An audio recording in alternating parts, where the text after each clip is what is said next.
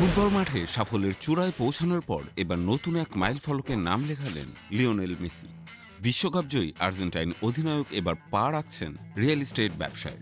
স্পেনের বার্সেলোনায় দীর্ঘদিন থাকার অভিজ্ঞতাকে কাজে লাগিয়ে মেসি এবার ব্যবসায়িক জগতে নিজের অবস্থান শক্ত করতে যাচ্ছেন।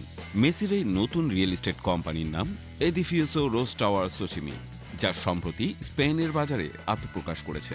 এই কোম্পানির বাজার মূল্য প্রায় ২,৭৮৪ কোটি টাকা, যা প্রাথমিক বিনিয়োগ থেকে প্রতিষ্ঠানটিকে একটি শক্তিশালী অবস্থানে নিয়ে এসেছে। প্রতিষ্ঠানটির প্রতিটি শেয়ারের মূল্য নির্ধারণ করা হয়েছে ৫৭.৪ ইউরো, যা বাংলাদেশি মুদ্রায় প্রায় ৭,০০০ টাকার সমান। এডিফিসিও রোজ টাওয়ার সোচিমি বর্তমানে স্পেন ও অ্যান্ডোরাতে ৭টি হোটেল পরিচালনা করছে। পাশাপাশি প্রতিষ্ঠানটির পোর্টফোলিওতেও রয়েছে ৩টি অফিস স্পেস, ৫টি অ্যাপার্টমেন্ট এবং লন্ডন ও প্যারিসে আবাসিক প্রকল্প।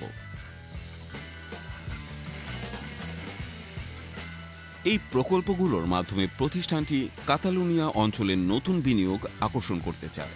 মেসি কোম্পানির চেয়ারম্যান হিসেবে দায়িত্ব পালন করছেন, তবে তার স্ত্রী আন্তোনেলা রোকুজ্জো ভাইস চেয়ারম্যানের ভূমিকায় আছেন।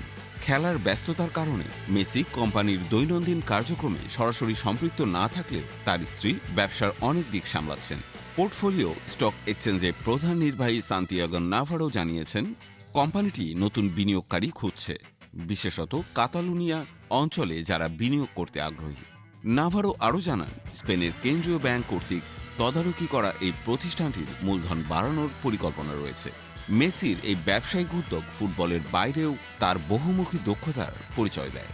রিয়েল এস্টেট ব্যবসা তার এই প্রবেশে শুধু নিজের অর্থনৈতিক সামর্থ্য বাড়ানো নয়, বরং স্পেন ও ইউরোপ জুড়ে একটি দৃঢ় ব্যবসায়িক সাম্রাজ্য গড়ে তোলার ইঙ্গিত দেয়।